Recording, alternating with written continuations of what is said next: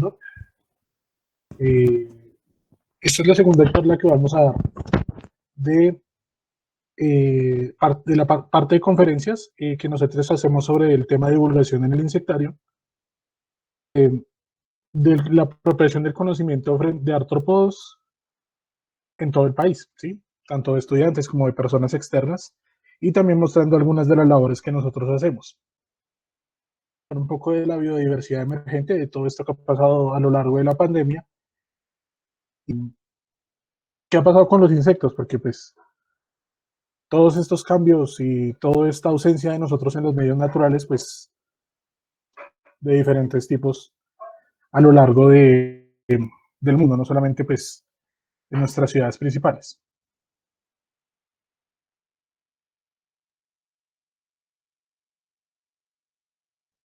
Entonces, bueno, para hablar un poco de biodiversidad, entonces hacemos un recordaris del tema de lo que es la evolución. Entonces, la evolución son un montón de cambios y modificaciones que van ocurriendo a lo largo del tiempo.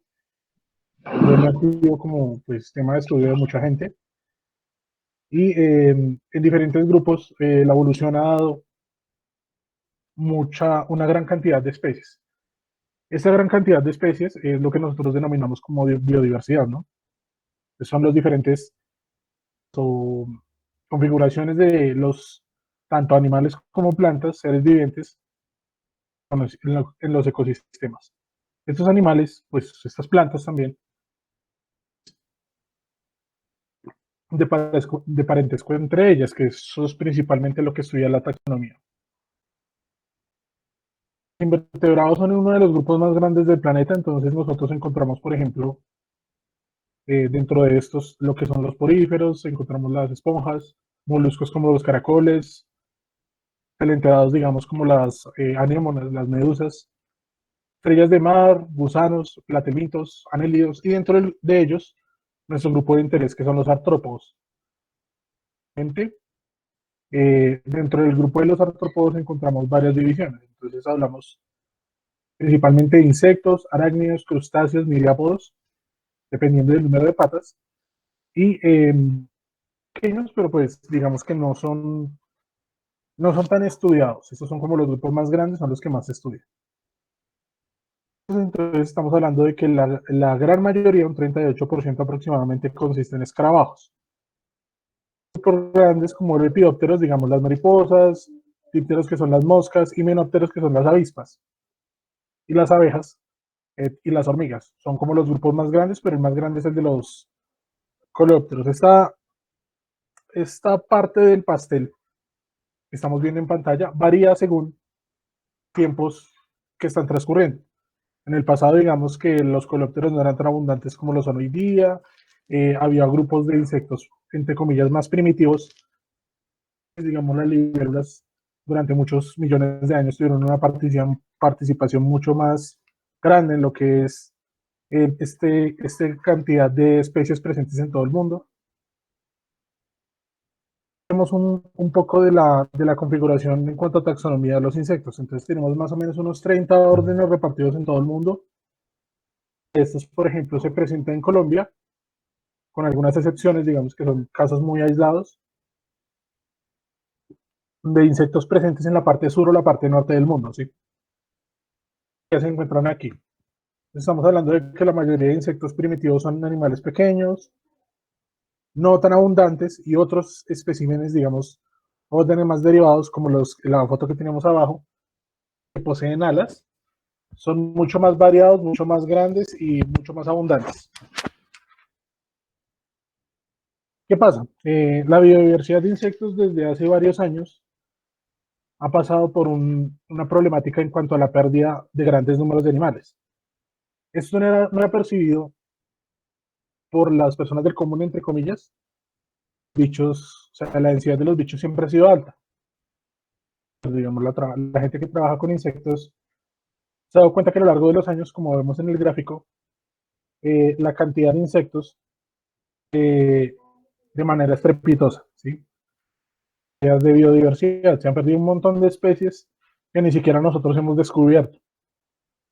Lo único que tenemos, digamos, como referente, uno de los grandes referentes para nosotros determinar es el tema de las mariposas. En un grupo, digamos, que es más, relativamente más fácil de estudiar, se pueden capturar y con ello tenemos algo de información para determinar qué es lo que está pasando en los ambientes. Funcionan como bioindicadores. Hay otros animales que son tal vez mejores indicadores, pero no son tan fáciles de encontrar ni de capturar. Las mariposas se usan mucho por este tema.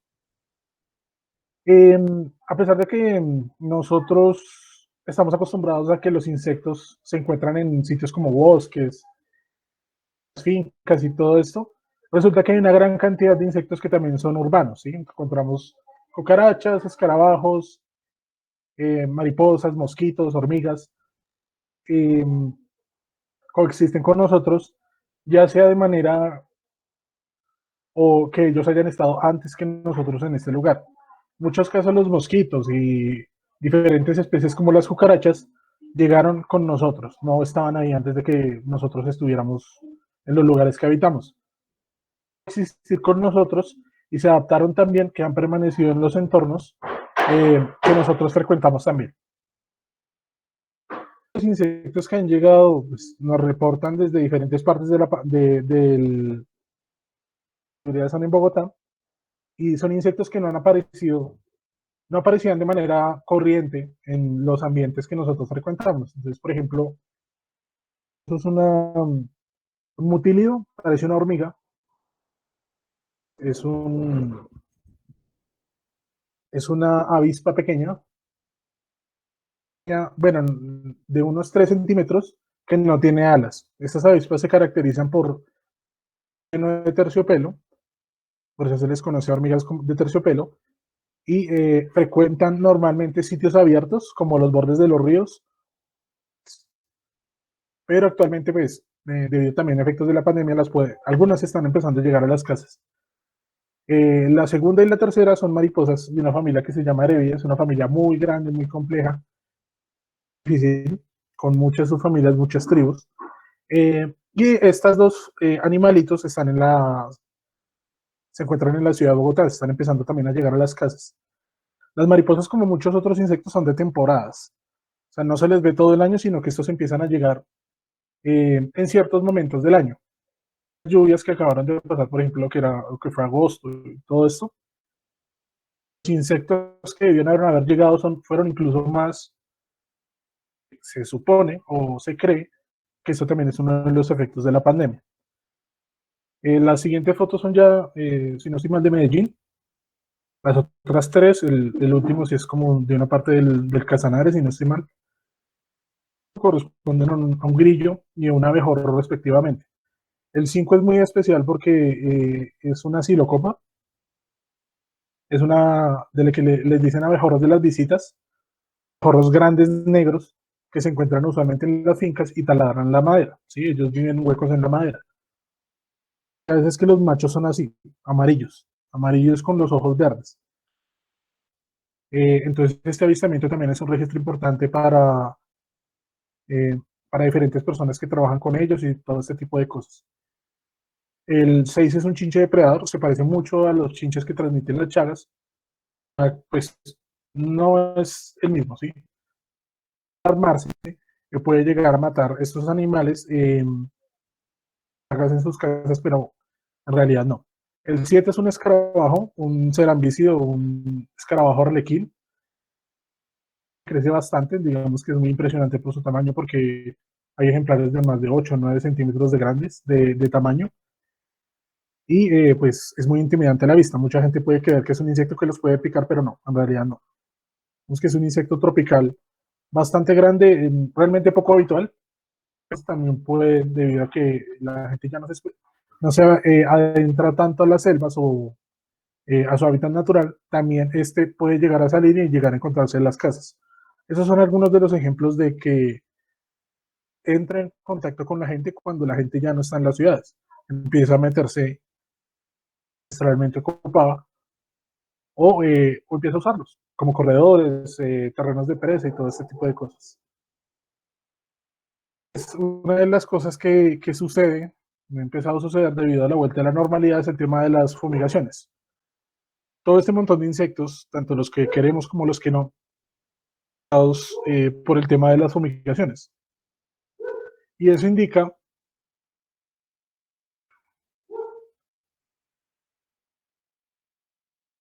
cantidad ¿sí?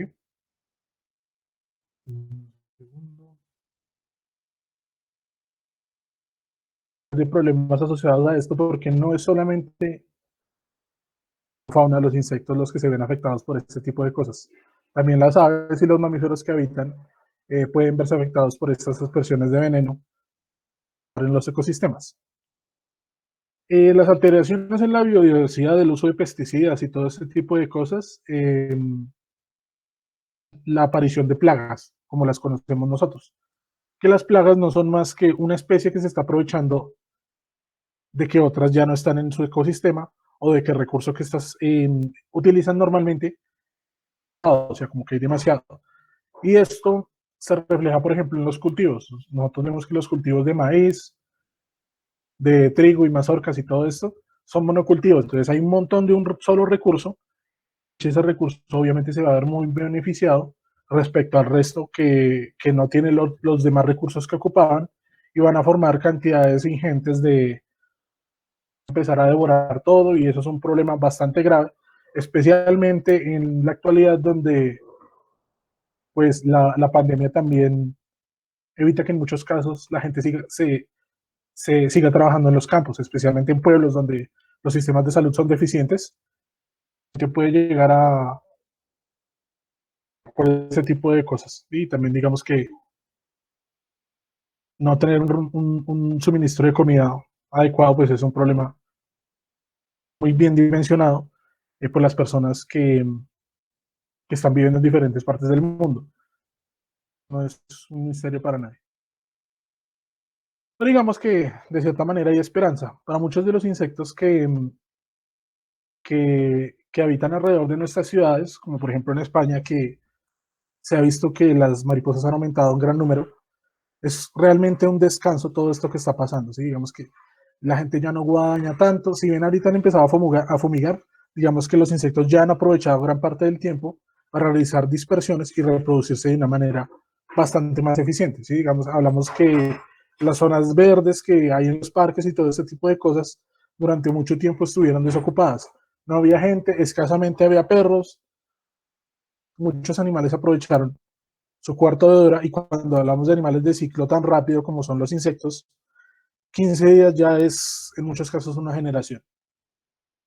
No se ha visto afectada por el... Entonces digamos que los insectos, pues para los entomólogos, bueno, porque vamos a detectar en cuanto a la densidad y a la biodiversidad de los diferentes grupos de artrópodos.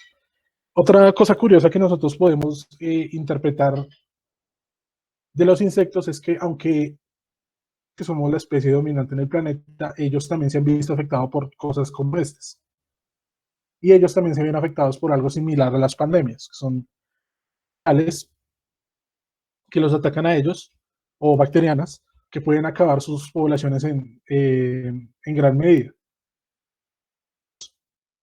Es que tecnologías, bueno, ellos afrontan todo este tipo de infecciones particulares de las que nosotros podemos llegar a aprender. Digamos que ellos empiezan a aislar insectos que están infectados, las colonias que están infectadas suelen autorrecluirse estos patógenos que pueden llegar a afectar otras colonias, empiezan a ser mucho más medidos en los ecosistemas donde están presentes, por ejemplo, las hormigas dejan de salir a tierra, o sea, ellas viven en el subsuelo.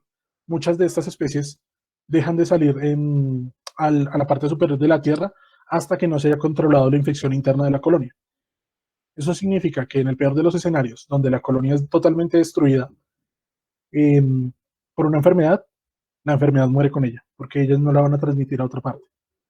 Y si la enfermedad es superada, digamos un buen escenario donde la enfermedad se supera y los animales terminan que tengan más o menos bajas, eh, de reacomodarse, de reagruparse para el tema.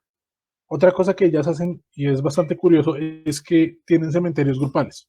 Las hormigas tienden a juntar los muertos independientemente de la que les haya causado la muerte y agruparlos en cementerios comunales bastante alejados de la colonia, en los cuales solo unos cuantos miembros de la colmena se encargan de transportar a los enfermos, pues también para evitar el tema de contagio y todo este tipo de cosas. Otra de las cosas que ha traído la pandemia y ha sido muy curioso es nuevos descubrimientos en lo que se trata en cuanto a biodiversidad, ¿sí? Han aparecido un montón de especies debido a que trabajado, se ha tenido más tiempo para trabajar la información que se tiene pues, anteriores a la pandemia y a esos sitios en los que ahora sí que va menos y la diversidad, pues las cantidades también han aumentado un montón respecto a insectos que nunca se habían encontrado, tanto especies nuevas como registros nuevos, que no es lo mismo. Entonces, hablamos, por ejemplo, de que aquí hay dos casos, ¿no? El primer escarabajo que vemos, esta es una página que se llama Nova Taxa Colombia, que les va a mostrar las novedades taxonómicas de todos los grupos animales y vegetales. Es bastante buena, les recomiendo que la sigan. Y aquí hay un primer registro, que eso significa que es un escarabajo que ya se conocía. Por ejemplo, en Brasil y Bolivia solo se conocía para esos países, pero ahora hay un nuevo registro para Colombia de esta especie que se creía que o se desconocía hasta el momento. Nuevas especies, como por ejemplo esta mariposita que tenemos acá, mariposita de páramo, es completamente nueva para la ciencia. Y eso indica también, pues también por el ecosistema en el que se presenta, que la mariposa no solo es endémica de Colombia, porque los páramos son ecosistemas como muy endémicos de nuestro territorio local. Lo más seguro es que esta mariposa, que es recién descubierta para Colombia, solo se encuentra en Colombia. Los tantos descubrimientos que se ha hecho. Han aparecido un montón de cosas, ¿sí? Especialmente en el término de nuevas especies. Los escarabajos, como les estaba contando, es el grupo más grande, así que va a ser el dominante, normalmente es el dominante en cuanto a la aparición de nuevas especies. Aquí tenemos un escarabajito también de la cordillera central, se encontró por los lados del Tolima y presenta una curiosidad, y es el hecho de que es una especie críptica, o sea, es una especie que es nueva, especies que ya se conocen. Entonces, digamos que esas identificaciones son particularmente difíciles porque requiere un especialista que esté trabajando con las especies y diga, no, esto es una cosa totalmente nueva. Esto aumenta los gruesos de números de especies para el país y contribuye a la diversidad de una manera un poco más completa. Este otro escarabajito también son cerambicios, son escarabajos que se caracterizan por tener antenas muy largas, usualmente, no siempre, pero la mayoría de los casos, iguales o más largas que su cuerpo, ¿sí? Es debido a su hábito, digamos que son animales que se alimentan de madera y viven dentro de esta. Entonces normalmente no se ven mucho. La ecología de muchos de estos animales es bastante conocida, entonces no se sabe mucho de ellos en realidad y cada tanto se van encontrando especies nuevas. No es raro que aparezcan especies nuevas de cerambicidos en el país.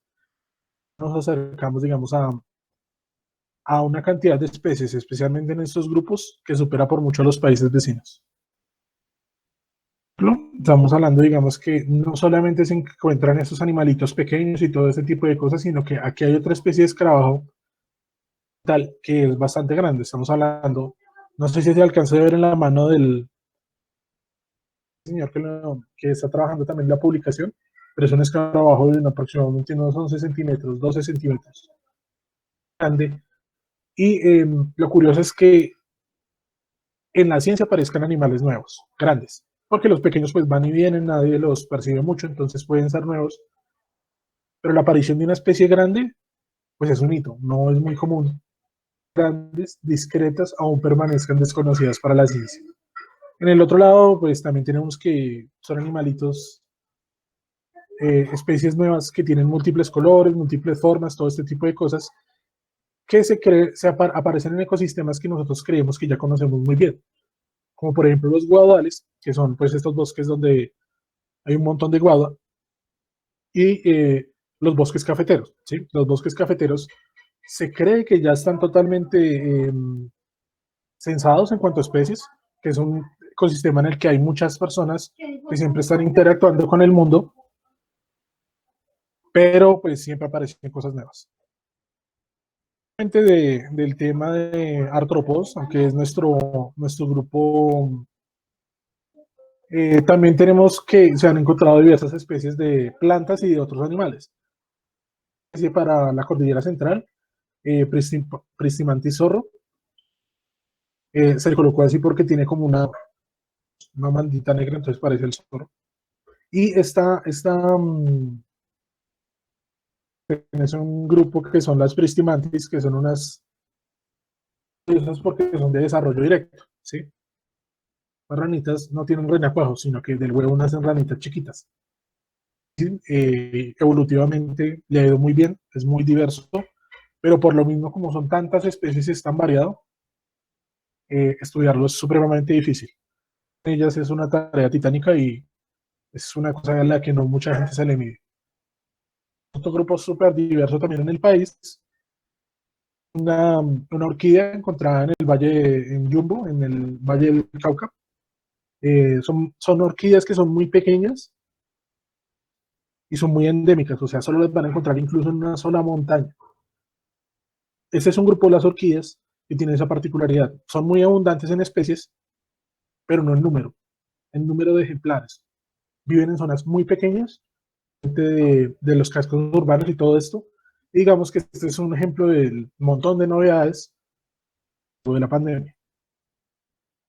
Bueno, ¿y qué pasa? Entonces, después de todo esto, los insectos están llegando a las ciudades, nuevas especies, pero esto se va a acabar. La pandemia eventualmente es una cosa que va a durar lo que tenga que durar, un año, 2 años, 3 años, pero todo va a tener que la gente volverá al campo, vamos a muestrar de nuevo, y las ciudades volverán a ocuparse de un montón de gente. ¿Qué pasa? Entonces, las acciones a tomar son registrar e identificar, están empezando a aparecer. Nosotros no sabemos cuándo los volvamos a ver, ¿sí? Es posible que muchas zonas de distribución se amplíen debido a este tipo de registros nuevos. Entonces, eso es una cosa, esta es una oportunidad que no se va a presentar, quién sabe hasta cuándo. Pues dicen por ahí que a todo lo malo hay que sacarle algún tipo de provecho. Entonces hay que registrar todo esto que estamos viendo para que quede constancia de que alguna vez los que estaban han aparecido en estos lugares. Bueno, proteger y conservar, que consiste en que no les demos tan duro a los nuevos habitantes que están compartiendo las ciudades con nosotros, ¿sí? Si ellos llegan, la idea no es que nosotros salgamos con trinchetes y antorchas a sacarlos nuevamente a la selva. La idea es que nosotros aprendamos a convivir con ellos, no solo insectos, porque también están llegando varios mamíferos a las ciudades y diferentes tipos de aves. La idea es que nosotros no los ataquemos, aprendamos a convivir con ellos, conservación y logremos de alguna manera convivir de una manera más. La otra es generar conciencia, porque nada sirve que nosotros, que 3 personas, 4 personas o las personas que están viendo pues esta conversación o en contacto directo con biólogos o con gente que trabaja por los ecosistemas, cuando el resto de las personas están atacando pues estos animales. La idea es que el conocimiento permee a las otras personas porque conservar es una cuestión de todos, ¿sí? Nosotros tenemos que, los científicos, las personas eh, que no están muy en contacto con él, aprender, ¿sí? También es eh, una cosa, una propiedad de la humanidad. Digamos que toda esta información no se hace para que nosotros la guardemos en libros y debajo de un cajón, sino que es para divulgación de todos. Entonces, muchachos, eso era un poco lo que quería contarles el día de hoy, el tema de biodiversidad y todo lo que está pasando en medio de la pandemia con el tema de insectos. Cosita nueva, no insectos, anfibios, invertebrados, todo este tipo de cosas. No sé si tengan alguna pregunta al respecto, sientan alguna curiosidad, quieran charlar sobre algo. ¿Alguna pregunta en el chat, Paula? No, no tenemos aún preguntas en el chat.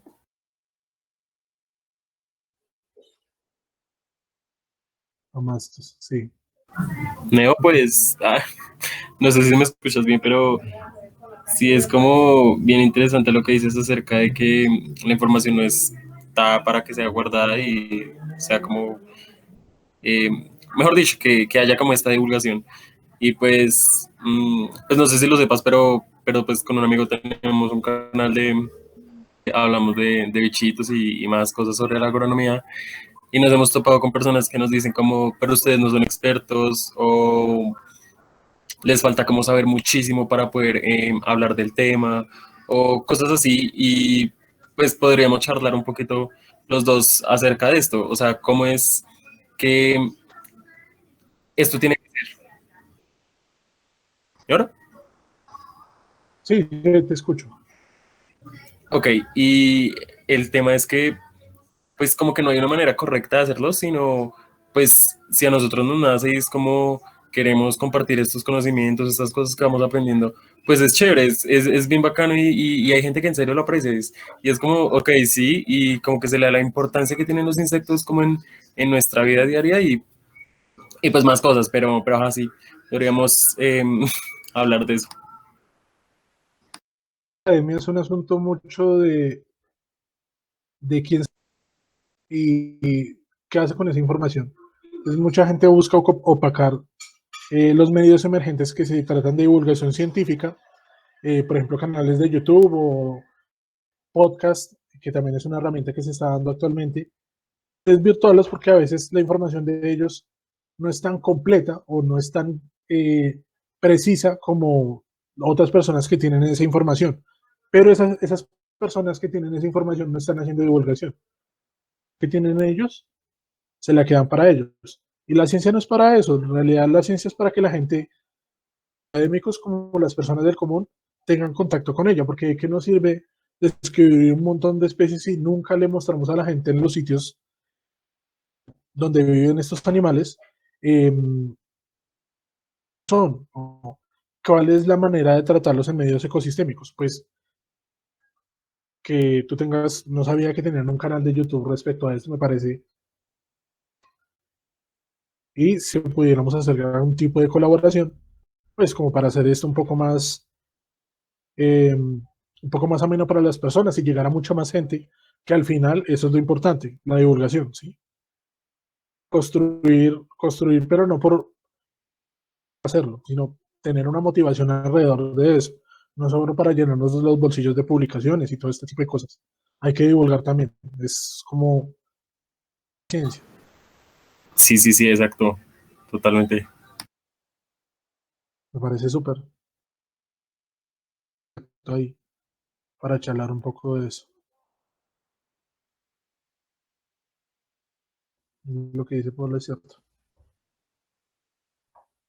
No sé, muchachos, ¿tienen alguna duda, preguntas así raras, curiosidades, algo que quieran comentarnos?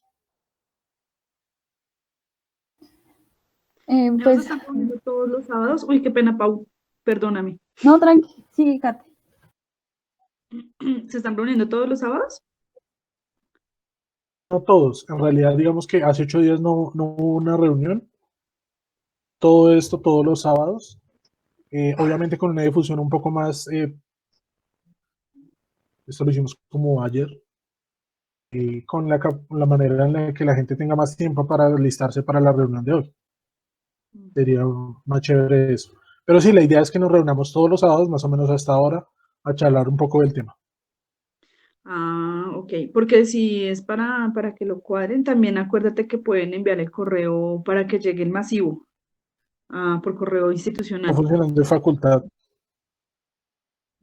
No, se envía, eso es fácil, te lo envías a Secretaría Académica. Ah, ok, Solo que a veces perfecto. ellos Bueno, se demoran pues un buen ratico, tocas con Más corto. tiempo. que muchas veces hay que mandarlo, hay que tenerlo listo el lunes para que salga por ahí el miércoles o el jueves. Pero eso es para unimedios, para la Ok, programación terminal, para toda la universidad. No, por la facultad a menos. A Secretaría Académica tú lo envías 2 días antes, ya, el jueves. perfecto. Eso está muy bien. Vas a ayudar en una charlita de estas también. Sí, sí, sí, me gustaría compartir con ustedes. Hace rato que no, Dale, no, perfecto. mierda, no mentiras. Hoy ya estamos en llamada. Bueno, muchachos, no sé si tienen más dudas, preguntas. No, sí toca es enviarlo, como decía Kate, a Oscar, y él se demora a veces unos días. Toca es como enviarle varios correos insistentemente. Y nada, pues agradecer y también ojalá se pudiese hablar un poco pues de lo que está sucediendo, de qué más y algunos nuevos, ¿cómo se podría decir? Como nuevos permisos mineros y bueno, todo este tema ecosistémico que está Tanto surgiendo urbano y tanto todo a esto. nivel, sí, Latinoamérica, bueno, en Sí, Colombia. finalmente con nosotros también nos... Ajá, eso es verdad. Ya tengo una duda. Bueno, ¿Qué podemos hacer nosotros, digamos, cada uno de nosotros, como para ayudar a la preservación y como para también tener o ayudar a la, mm, como a enseñar a las demás personas a conservar? ¿Qué actividades podemos realizar o qué puede empezar desde nosotros mismos? con insectos pasa algo muy curioso y es que la gente les tiene miedo, ¿sí?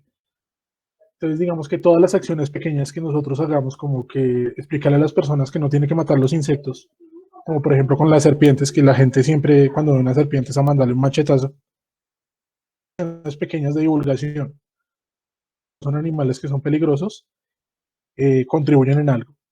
Yo creo que uno de los eslabones más importantes para el tema de divulgación siempre serán los niños. Desde jóvenes, miedos que se van a conservar en la adultez, por ejemplo.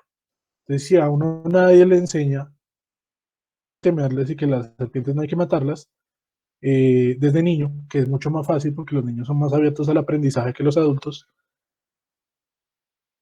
va a haber un gran desarrollo porque los niños también son que ellos comparten conocimiento entre ellos, desconocimiento, cosas que aprendieron en la escuela, y ellos son, digamos que un eslabón también súper importante en cuanto a conservación de biodiversidad y educación ambiental. Entonces hay que hablar con los niños, enseñarles qué está bien, qué está mal,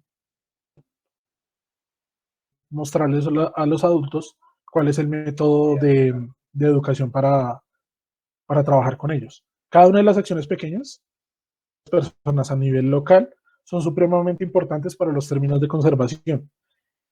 Muchas veces la educación se está llevando en términos grandes. Armo un curso, junto a 40 personas, 60 personas y chao, listo, ya cumplieron. Pero la educación es más que eso, acercamiento a la gente que está en los sitios donde habitan estos animales, inculcarles el cuidado a ellos. Que nosotros eduquemos entre nosotros, o sea, digamos entre la academia, con otras personas académicas, cosas que seguramente ya saben. La idea es llegar a las personas del campo, a nuestros círculos, a las personas que están alrededor de nosotros y que desde ahí se genere el conocimiento para cuidar.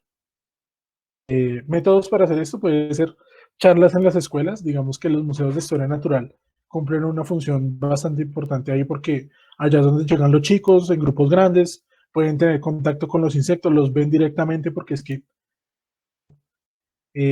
nosotros dar una charla sobre insectos a mostrarle un insecto al niño y que el niño lo toque, que lo manipule, etcétera, todo ese tipo de cosas. El impacto es más grande, ¿sí? Y esa es la manera de llegarles un poco más. Vemos que la labor de divulgación, por ejemplo, son, nosotros aceptamos si hay algún tipo de, ese tipo de cosas, nosotros intentamos asistir de la manera más, nuestros ejemplares, muchos de ustedes han estado cuando hacemos esto y eso genera un impacto muy grande en todas las personas, en cada una de las personas nos genera un impacto. Siempre ha sido positivo. Entonces digamos que esas nosotros en cuanto a conservación y de estos animales, de todo en general. Tengo por ahí.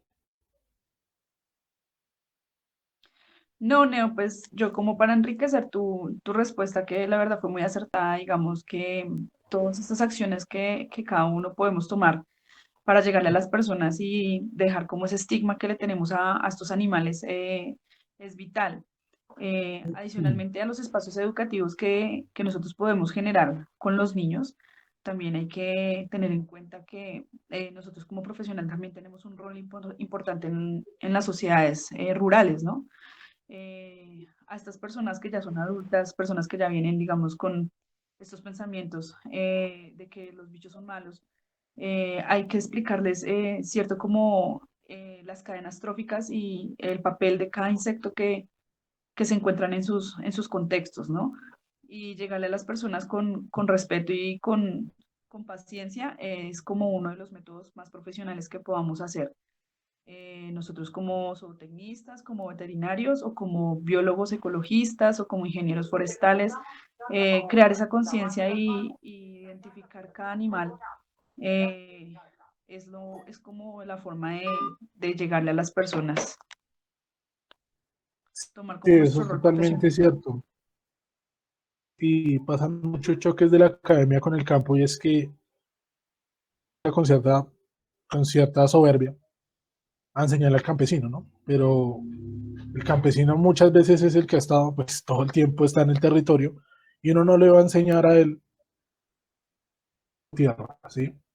Entonces, lo único que uno puede hacer es un intercambio, lo mejor que uno puede hacer, porque uno puede hacer muchas cosas, es un intercambio de saberes, ¿sí? Digamos, yo aprendo sobre cómo se maneja su tierra, pero yo también le explico que usted considera peligrosos no lo son. No tratándolo como una persona que es inferior, que es ignorante, o sea, este tipo de cosas, sino como un igual, otro tipo. Nosotros estudiamos en una academia, pero ellos están viviendo la tierra directamente. Entonces, digamos que es un intercambio de cosas y una comunicación. No es como si que nosotros venimos a instruirlos, porque ellos ya saben un montón de cosas. Y la experiencia es contraria. Ellos son los que le enseñan mucho a uno ver la vida y un montón de cosas. Sí, igual pues a esto se le suma también que digamos en el campo vemos mucho como el uso indiscriminado de los agroquímicos, ¿no? Entonces pues también eso Es educación también, también sería claro. como un factor a tocar, un tema que también hay que tratar porque pues también es un problema grave, ¿no? Es un problema grave. Y es grave para ellos, porque lo de polinizadores, por ejemplo, es una cuestión que los afecta directamente a ellos. En un afán por controlar los bichos, matan los bichos que les ayudan. De que las personas que le venden esos químicos no los están instruyendo bien frente al impacto ambiental que este tipo de actividades tienen, ¿sí?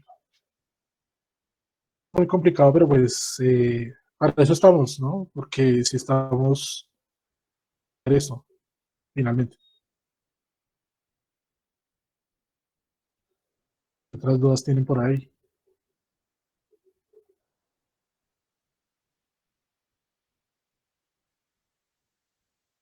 La idea es ayudarnos entre todos y al canal de YouTube estaría súper.